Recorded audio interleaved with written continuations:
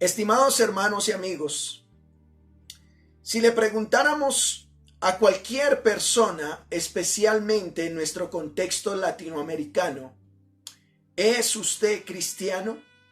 O le hiciéramos la pregunta, ¿es usted una persona que ha creído en Cristo? Muy seguramente la respuesta va a ser, claro que sí, yo creo en Cristo, yo soy cristiano. Un gran porcentaje de personas nos van a dar la misma respuesta, yo soy cristiano. Y la respuesta que nos van a dar también es: desde niños celebrábamos Navidad, donde teníamos los regalos, hacíamos el pesebre y recordamos, y por eso yo soy cristiano, pero también celebramos la Semana Santa, donde nos invitaban a las procesiones, y aquellas fiestas nos recuerdan lo que el Señor Jesús hizo por la humanidad, dirían muchos. Mi pregunta es, ¿esto te hace cristiano?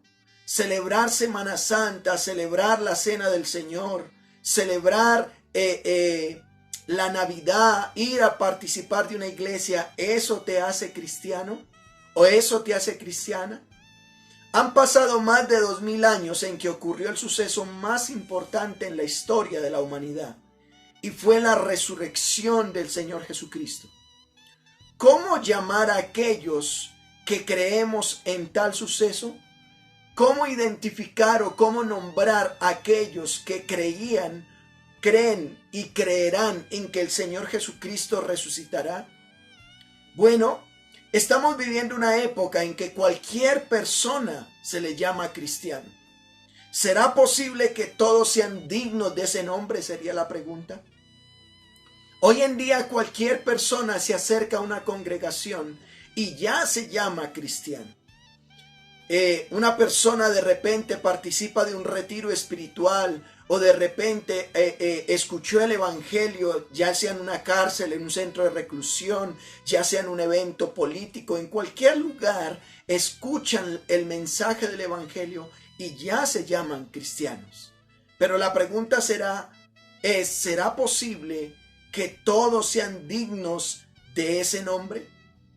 En el tiempo subsiguiente a la resurrección del Señor Jesucristo, ¿cómo se les llamaba a los primeros creyentes? Bueno, en ese tiempo se les llamaba de diferentes maneras. El Señor Jesucristo había resucitado, quedó ya la iglesia, ¿y cómo se les llamaban algunos? Bueno, por un lado, se les empezó a llamar discípulos.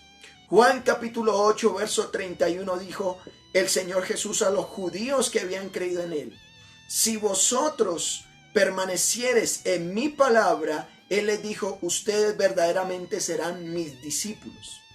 En Hechos capítulo 6, verso 7 dice, y crecía la palabra del Señor, y el número de discípulos se multiplicaba grandemente en Jerusalén. También muchos de los sacerdotes obedecían a la fe. Así que hasta este momento vemos que se les llamaba discípulos. Posteriormente la iglesia creció y en algunos contextos no judíos o judíos, algunos discípulos les llamaban caníbales. ¿Y por qué le llamaban caníbales? Porque ellos participaban del cuerpo y de la sangre del Señor, apelando a lo que el Señor Jesús dijo en Juan capítulo 6, versos 54 al 56. Él dijo estas palabras: el que come mi carne y bebe mi sangre tiene vida eterna, y yo le resucitaré en el día postrero. Porque mi carne es verdadera comida y mi sangre es verdadera bebida.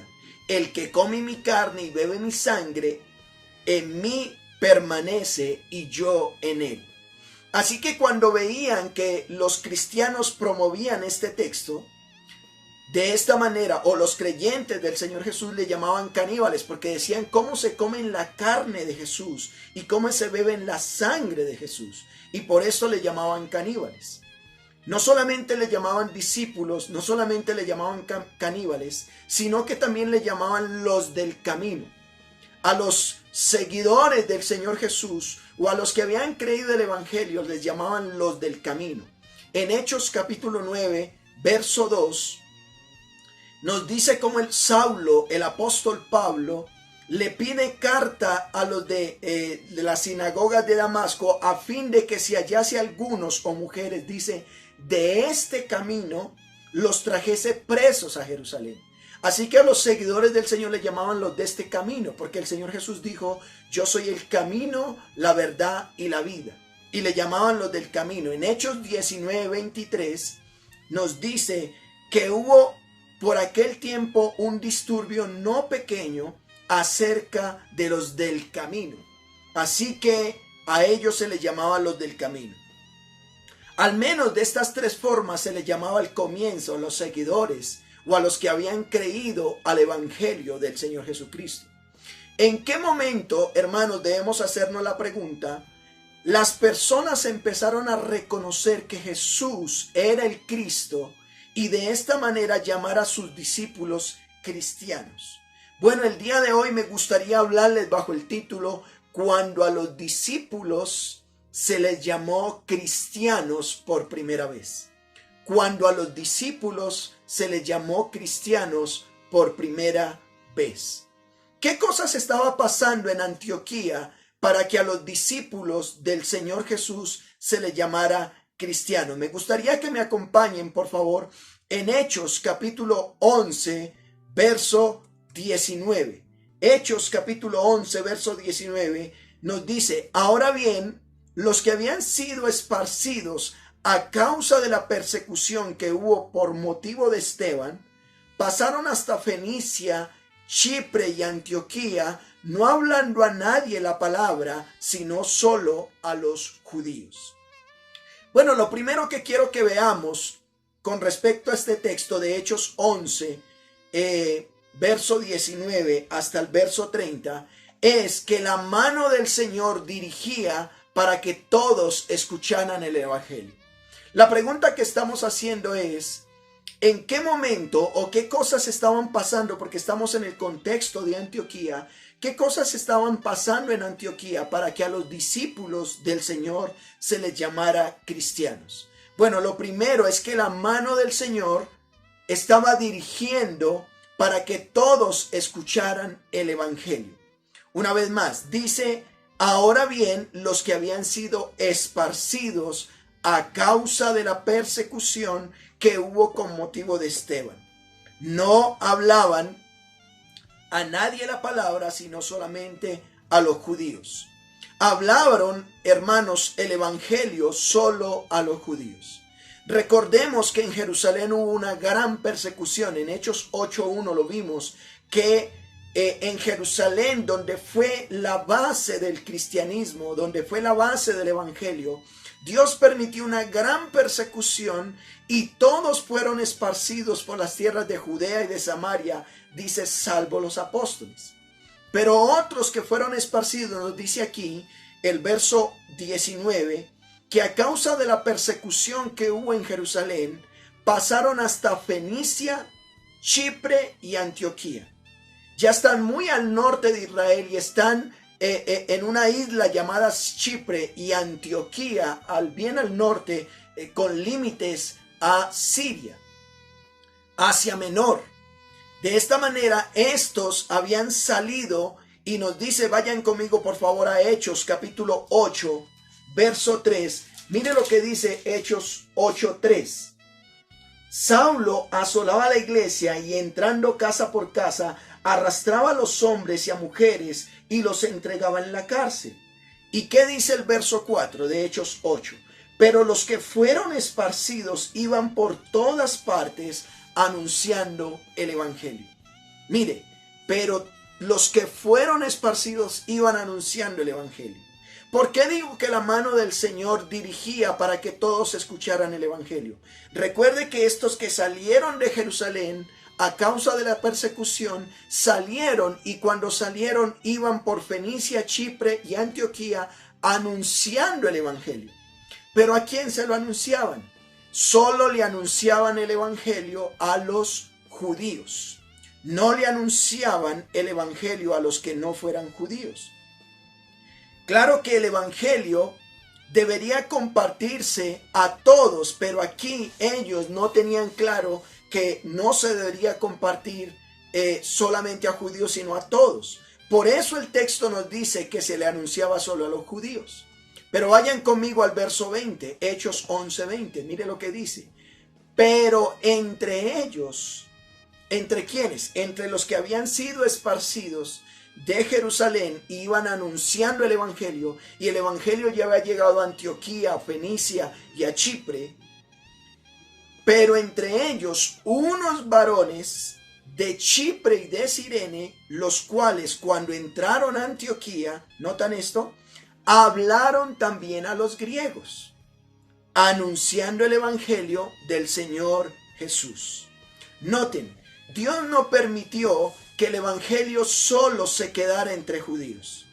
Entre estos que venían de Jerusalén, habían escuchado el evangelio, hablaban en otras lenguas y llegaron hasta Antioquía. Estos eran de Chipre, de una isla, y ellos dijeron, miren, el evangelio no puede ser solamente para judíos. El evangelio también tiene que ser para no judíos. Y nos dice que ellos hablaron también a griegos o a no judíos el evangelio, anunciando el evangelio del Señor Jesús. Por eso, ¿qué características o qué cosas estaban pasando antes de llamarse cristianos a los discípulos del Señor Jesús? Dios estaba permitiendo que el evangelio llegara tanto a judíos como no judíos. ¿Cuál fue el resultado de anunciar el evangelio a judíos y a no judíos? Vayan conmigo al verso 21.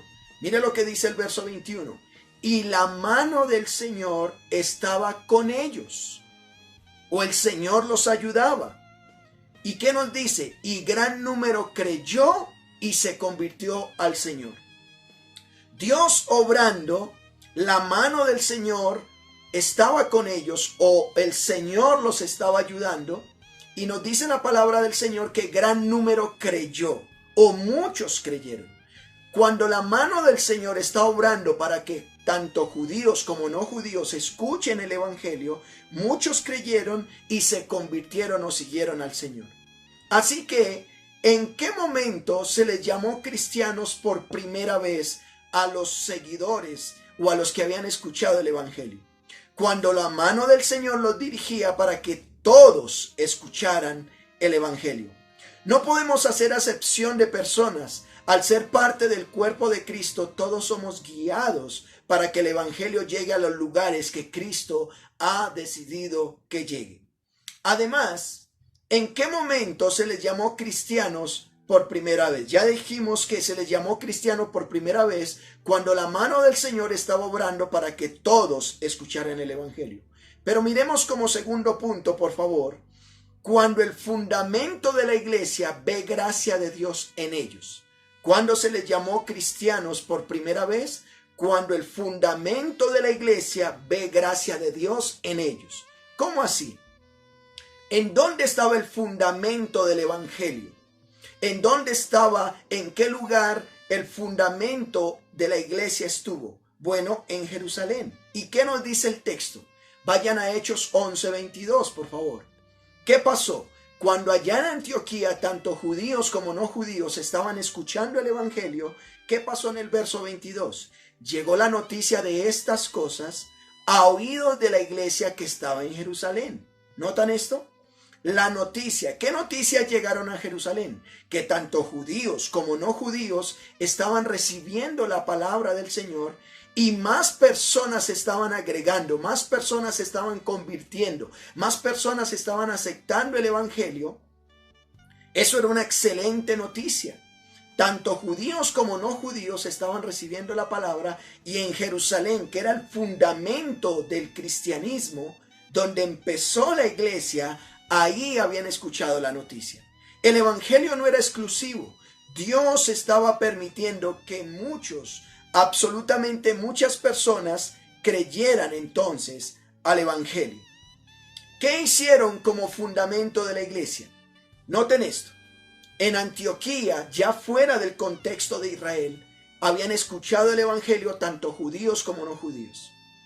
¿Qué pasó? Muchos se convirtieron. ¿A dónde llegó la noticia? A Jerusalén, el fundamento de la iglesia, donde estaban los apóstoles. ¿Qué hicieron como fundamento? ¿Qué hicieron ellos como iglesia fundamental para poder recibir la noticia que estaba pasando en Antioquía. Vayan conmigo por favor al verso 24. Ellos envían a Bernabé que fuese hasta Antioquía. ¿Quién era este Bernabé? El verso 22 nos dice que ellos como fundamento envían a Bernabé que vaya hasta Antioquía. ¿Quién era este? Vayan conmigo por favor al verso 24. ¿Quién era Bernabé? Verso 24 nos dice porque era varón bueno y lleno del Espíritu Santo y lleno de fe. Bernabé entonces estaba en Jerusalén dentro de los que estaban como fundamento de la iglesia, aparte de los apóstoles, y nos dice que este discípulo era varón bueno y lleno del Espíritu Santo y de fe. Ellos como apóstoles decidieron, Bernabé, por favor, vaya hasta Antioquía, que nos están contando la noticia que no solamente judíos se están convirtiendo, sino que no judíos se están convirtiendo. Con estas características, Bernabé era digno de ser enviado por el fundamento apostólico para supervisar lo que estaba pasando en Antioquía. ¿Qué pasó cuando llegó allá Bernabé a Antioquía? Piensen, Antioquía no era un contexto judío. Antioquía no tenía la ley mosaica. Había sinagoga judía, conocían algunos, pero no era cultural. No era que toda la nación practicara el judaísmo, solo algunos. Y allá ya también llegó el evangelio.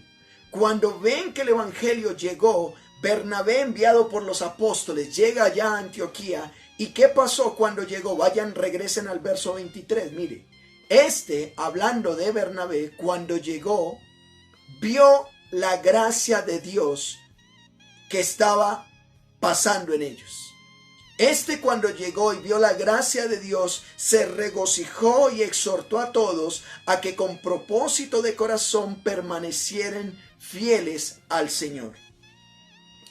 Bernabé llega allá y vio que Dios estaba bendiciendo la iglesia. Eso es cuando dice vio la gracia de Dios. Noten que el segundo punto era que se les llamó cristianos cuando el fundamento de la iglesia ve en ellos gracia de Dios o ve la bendición de Dios en ellos.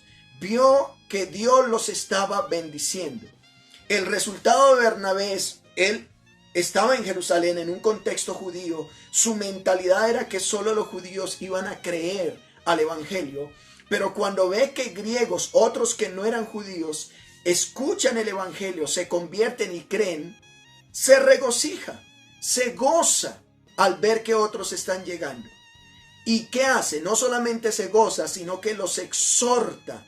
¿A quién exhorta? A todos los creyentes a que con propósito de corazón permanecieran fieles al Señor. Él les da un consejo. Les dice, mire, yo quiero aconsejarles. Qué bonito esto que está sucediendo. Qué bonito que familias completas están llegando a los pies del Señor Jesucristo. Qué bonito que tu papá, tu mamá, tus hijos, tus hermanos están llegando al evangelio. Él se regocija y les dice a todos, mire, yo quiero darles un consejo. El tema de la iglesia no es fácil. La iglesia, el enemigo va a querer dividirla. Pero yo quiero animarles a algo, ustedes que ya nacieron en Cristo. ¿Qué les animo? Permanezcan fieles al Señor. Permanezcan fieles al Señor. Bernabé anima a todos a no perder nunca la fe y a obedecer siempre de todo corazón al Señor. Eso es lo que les está diciendo. Bernabé hacía honor al nombre que tenía. Un nombre. El que consuela, eso es lo que significa Bernabé, el que consuela o hijo de consolación. Esto lo hacía entre los nuevos creyentes. Bernabé en Hechos capítulo 4, verso 36 nos dice, entonces José, a quienes los apóstoles le pusieron por sobrenombre Bernabé, que traducido es hijo de consolación o aquel que consuela, natural de Chipre. Este hombre hacía honor a su nombre. Había personas llegando al evangelio nuevamente fuera del contexto de Israel en Antioquía y les dice, mire, yo quiero animarles, yo quiero que ustedes perseveren, no se aparten de Dios, sigan con su fe, nunca se aparten de su fe y obedezcan. Esto es lo que hace la palabra de Dios con los verdaderos cristianos.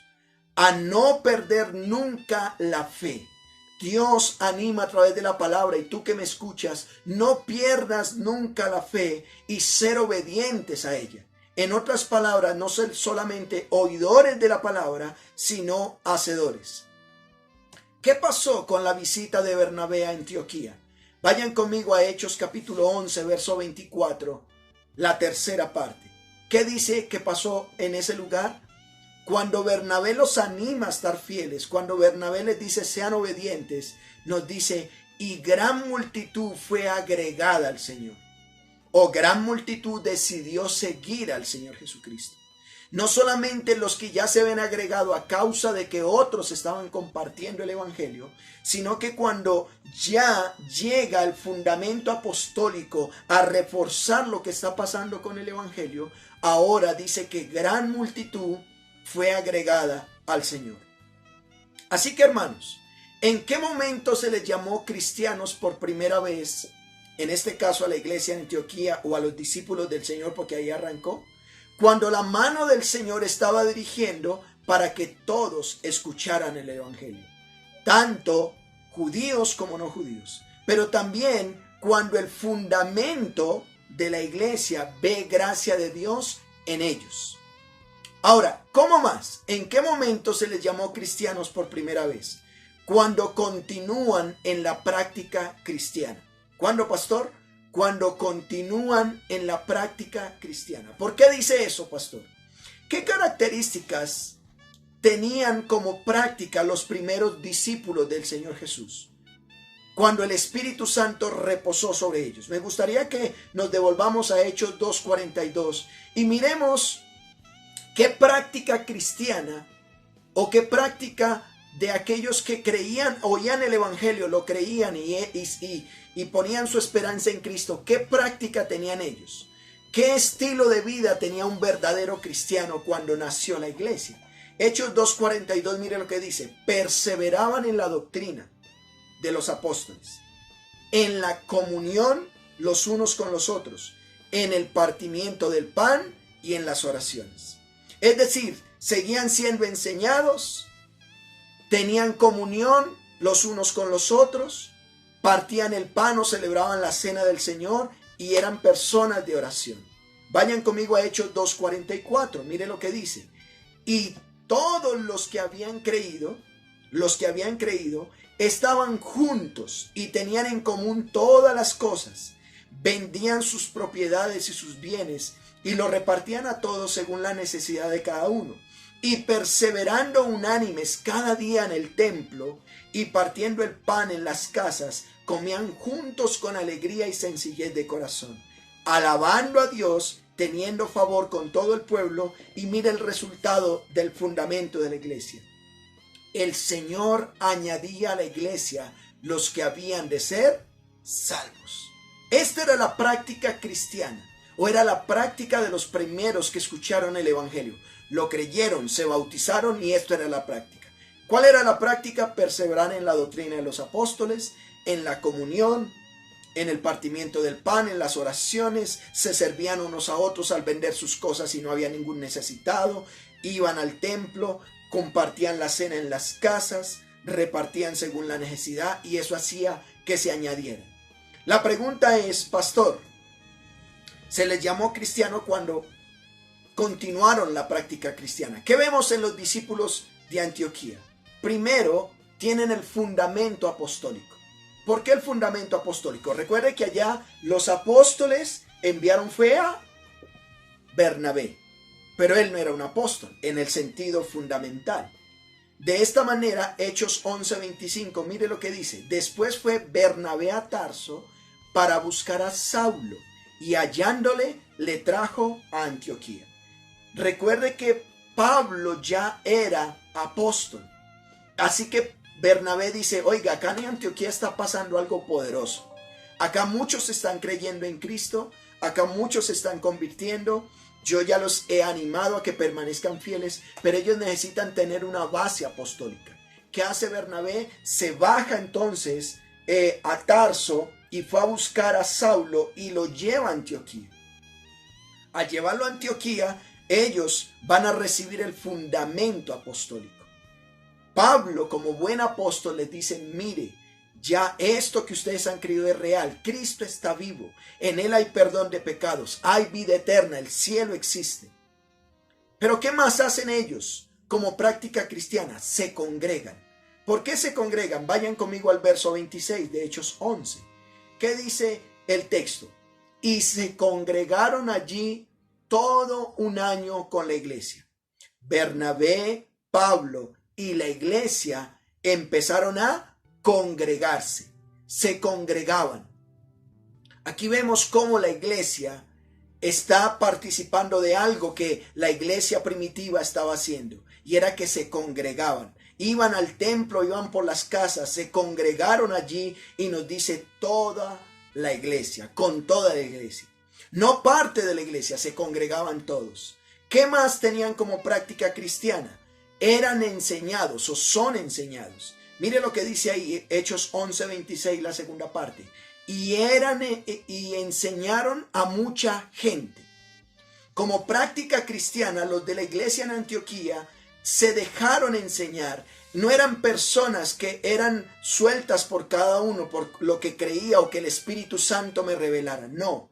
Ellos aprovecharon a Bernabé y a Pablo que estaban en Antioquía, y dice que ellos enseñaron a mucha gente. Se dejaban enseñar por ellos. Así que el proceso del evangelio seguía siendo el mismo. Que el mismo no solamente se compartía, sino que se explicaba el evangelio, y era necesario poner el fundamento en esta ciudad tan importante. ¿Qué más nos dice que pasaba en la iglesia en Antioquía? Había profecía guiada por el Espíritu Santo. ¿Por qué dice eso, pastor? No solamente eran enseñados, no solamente se congregaban, no solamente tenían el fundamento apostólico, sino que hay profecía guiada por el Espíritu Santo. Mire lo que dice en Hechos capítulo 11, verso 27. En aquellos días unos profetas descendieron de Jerusalén a Antioquía. Recuerde que en Jerusalén empezó todo, y Dios permitía ahí que hubiesen apóstoles, pero también profetas. Y nos dice la palabra de Dios que en aquellos días que estaba ocurriendo lo de la Antioquía, aquellos días unos profetas fueron a Antioquía. Bueno, con respecto a los profetas, hermanos, la palabra del Señor dice en 1 Corintios 12:28, en la iglesia Dios puso primero o como fundamento apóstoles, luego profetas, luego maestros. También escogió a algunos para hacer milagros, a otros para tener dones de sanar a los enfermos, a otros para ayudar a los demás, a otros para dirigir, a otros para hablar en lenguas. 1 Corintios 12:28. Dios había permitido que hubiesen profetas. ¿Qué hizo uno de esos profetas?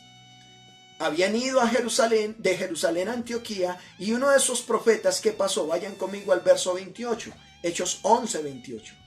Y levantándose uno de ellos, nos dice el nombre de ese profeta, llamado Ágabo. Pastor, explíqueme qué es un profeta. Un profeta es aquel que escucha la voz de Dios y le habla al pueblo. Bueno, Ágabo en ese tiempo cumplía la función de profeta.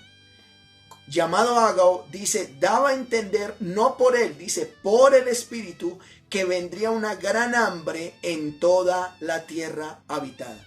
Este profeta, bueno, hoy en día tenemos la profecía más segura, que es la palabra del Señor. La palabra del Señor nos guía qué es lo que Dios hizo, está haciendo y hará. Pero en ese tiempo no tenían la escritura. Como no la tenían, Dios permitía a estos profetas, y él anunció como profeta que vendría una gran hambre en toda la tierra habitada. O vendrían tiempos muy malos y habrá gran escasez de alimentos. Eso era lo que decía Ágabo. Pero el texto nos dice lo cual sucedió en tiempos de Claudio. Pastor, ¿quién es Claudio? Bueno, Claudio fue un emperador romano que estuvo como emperador entre el año 41 al año 54 después del Señor Jesucristo, y hubo una gran hambruna debido a la sequía que hubo en el imperio, y se extendió por todo el imperio romano, y Ágabo dio esta profecía. Y hoy usted como iglesia se va a sorprender con algunos textos que voy a nombrar. ¿Qué ocurrió? En Antioquía llega este profeta hablando de parte de Dios, y cuando habla de parte de Dios les dice: iglesia, tengan cuidado porque va a haber una gran hambre en todo el imperio romano. Este emperador va a sufrir las consecuencias, el imperio de Claudio. ¿Qué pasó? ¿Era un verdadero profeta? Bueno, parece ser que sí, no parece ser. Fue un verdadero profeta, porque el autor se toma la tarea de decir que la profecía efectivamente se cumplió. Dice que esa profecía se cumplió en el tiempo de Claudio. Deuteronomio capítulo 18, verso 21 al 22 nos dice: y si dijeres en tu corazón, ¿cómo conoceremos la palabra que Jehová ha hablado? Si el profeta hablar en nombre de Jehová y no se cumpliere lo que dijo, ni aconteciere, es palabra que Jehová no ha hablado. Con presunción la habló el tal profeta, no tengas temor de él. Deuteronomio 18 está diciendo que si alguien hablaba y decía que era profeta de Dios y no se cumplía, este no era profeta de Dios. Pero aquí vemos que si era un profeta guiado por el Espíritu Santo, era de Dios, porque la profecía se cumplió. Más adelante dice de él, del mismo Ágabo, vayan a Hechos 21:10, mire lo que dice: y permaneciendo nosotros allí algunos días, descendió de Judea un profeta llamado Ágabo. Ya no estamos en Hechos 11, estamos en Hechos 21. Hechos 21:11 dice: quien viniendo a vernos, tomó el cinto de Pablo y atándose los pies y las manos dijo: esto dice el Espíritu Santo. Mire que no hablaba de parte de él, hablaba de parte del Espíritu Santo. Así atarán los judíos en Jerusalén al varón de quien este cinto, y le entregaron en manos de los gentiles. Ágabo también profetizó lo que le iba a pasar al apóstol Pablo en Jerusalén con respecto a los judíos, y esto se cumplió. Ágabo era un verdadero profeta, lo que él decía se estaba cumpliendo.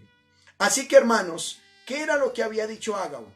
Había hambre o había hambruna, y en efecto se cumplió. Así que este hombre había demostrado que con lo que decía era un verdadero profeta de Dios. ¿Qué se esperaba que se hiciera con las profecías de Dios o cuando Dios habla? ¿Qué deberían hacer los discípulos del Señor Jesús cuando escuchaban la voz de Dios? Bueno, Dios espera obediencia. Frente a la palabra de Dios se espera obediencia. Así que como práctica los discípulos tenían primero el fundamento apostólico. 2, se congregaban. 3, eran enseñados. 4, había profecía entre ellos y frente a esa profecía fueron obedientes. ¿Cómo demostraron la obediencia?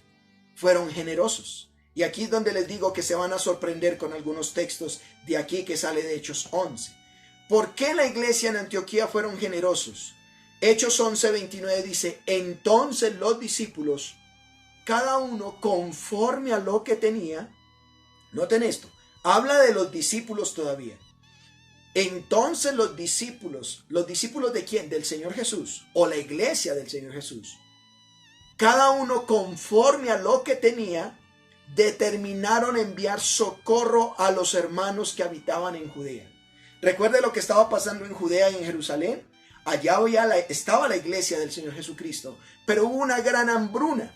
Así que la iglesia en Antioquía se tomó la tarea y cada uno, conforme a su corazón generoso, determinaron enviar socorro a los hermanos que habitaban allá.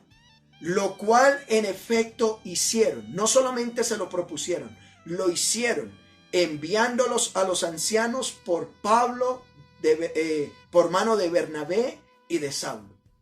Es decir, que la iglesia como práctica cristiana eran generosos. ¿Qué pasaba en la iglesia primitiva? Vendían sus cosas y se repartían según su necesidad.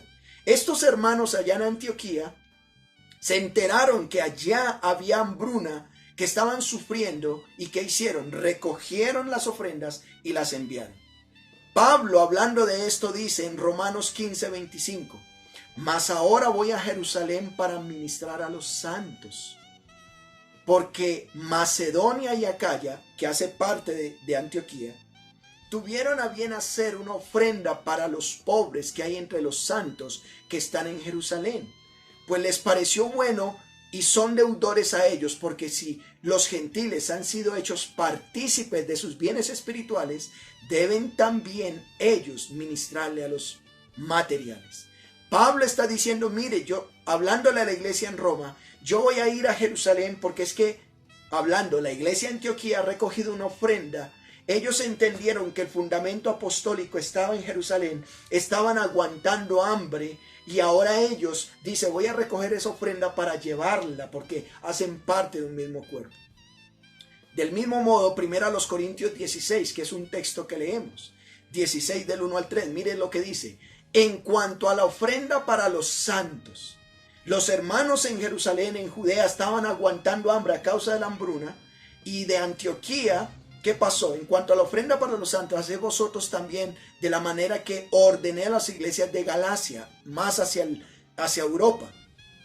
Cada primer día de la semana, cada uno de vosotros ponga aparte algo según haya prosperado, guardándola, para que cuando yo llegue no se recojan entonces ofrendas. Verso 3 de Hechos de 1 Corintios 16.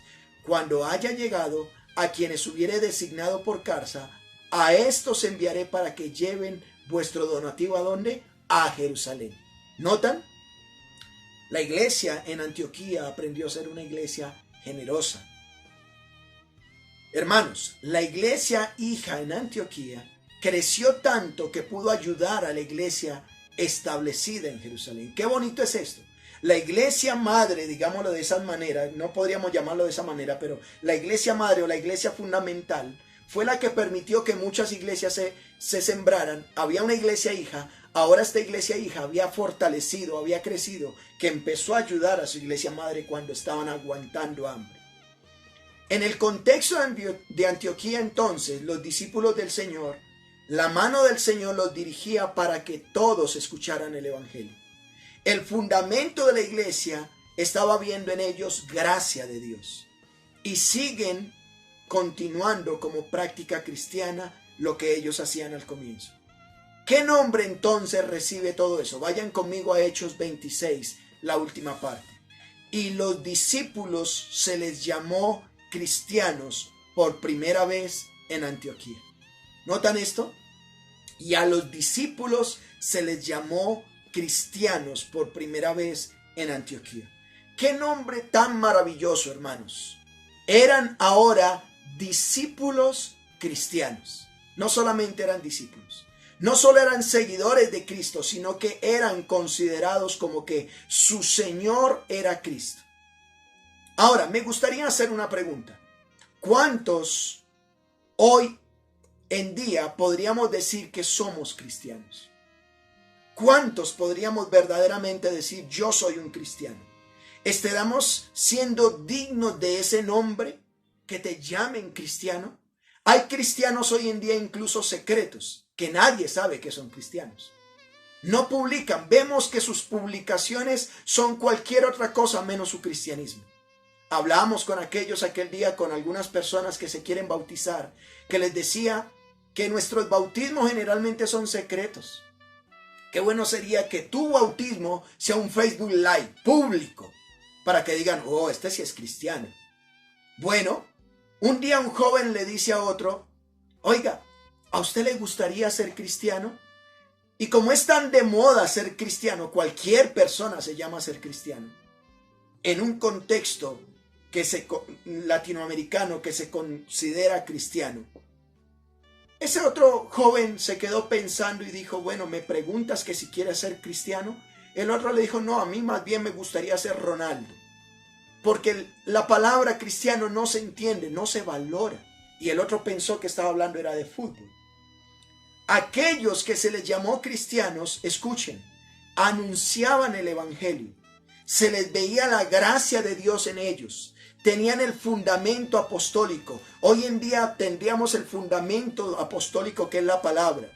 Se congregaban, no iban de vez en cuando. Pastor, pero es que no tenemos un lugar donde congregarnos. No, se conectaban, podríamos decirlo hoy en día. Estaban ahí, atentos, se congregaban.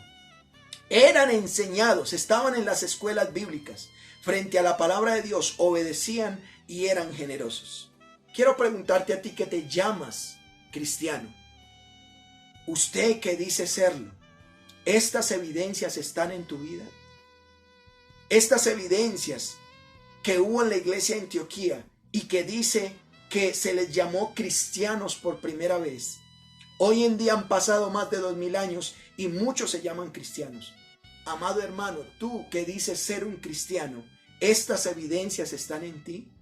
¿Eres un hombre, una mujer, un niño, una jovencita que anuncias, que proclamas el evangelio, que le hablas de tu evangelio, que le hablas de tu cristianismo a otros? ¿Se ve en ti la gracia de Dios o se ve amargura, dolor, odio, resentimiento, falta de perdón? ¿O se ve paz, bondad, benignidad, amor en tu vida? ¿Se ve la gracia de Dios en tu vida? ¿Tienes el fundamento apostólico? Tu cristianismo no es porque recibiste un milagro. Tu cristianismo no es porque vas a una iglesia. Tu cristianismo no es porque tal cosa. Tu cristianismo es porque tienes un fundamento en la palabra. ¿Eres una persona que te llamas cristiana porque te congregas? ¿Practicas el día del Señor? ¿Estás con otros hermanos cuando llaman a la congregación a reunirse juntos? ¿Sigues siendo enseñado? ¿Estás en los estudios bíblicos o no te importan? Frente a la palabra de Dios, cuando ves algo en la palabra de Dios, ¿la obedeces? ¿Y eres una persona generosa que apoyas a tus hermanos en Cristo, que cuando ves la necesidad lo llevas al lugar que ha correspondido para que ahí se recoja y se apoye a otros hermanos? ¿Estas características son dignas de que te llames cristiano? Hablo para ti que te dice ser cristiano, pero para usted que me escucha, que está escuchando este mensaje, podrás ser un discípulo cristiano si tienes a Cristo como Señor y Salvador. Él fue crucificado, murió y fue sepultado conforme a las Escrituras para perdonar tus pecados y mis pecados. La Biblia dice que conforme a las Escrituras al tercer día resucitó y pronto volverá. ¿Puedes creer esto? La Biblia dice que si tú crees en esto, si confiesas con tu boca que Jesús es el Señor y crees de todo corazón que Dios lo levantó de los muertos, serás salvo. De esta manera, solo podrás evidenciar en tu vida que eres un verdadero cristiano. No te vas a poder congregar si no eres un verdadero cristiano, porque quienes nos congregamos somos los verdaderos cristianos. Podrán ir otros, pero no participan de los estudios, ven su cristianismo a su modo, pero entrega tu vida a Cristo. Y al entregar tu vida a Cristo, Él va a transformarte de tal manera que puedas honrarle y bendecirle para la gloria de su nombre. Amén. A Él sea la gloria. Oremos.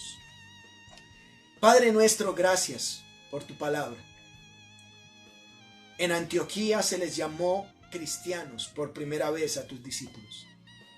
Y era porque tenían unas evidencias que demostraban ser dignos de ese nombre maravilloso, cristiano. Perdónanos si no hemos tomado el honor que corresponde al llamarnos cristianos. Perdónanos que nos llamamos cristianos y no nos congregamos. Perdónanos que nos llamamos cristianos y ni siquiera queremos seguir siendo enseñados. No leemos tu palabra, no oramos. Por el contrario, practicamos otras cosas. Ayúdanos a parecernos cada día más a ti. Ayúdanos a que el fundamento apostólico, la práctica cristiana, se siga compartiendo y que no hagamos acepción de personas, que podamos compartirle a los que creen y a los que no creen el evangelio para que vengan al arrepentimiento. Gracias por tu palabra, por hablarnos. Oramos en Cristo Jesús. Amén.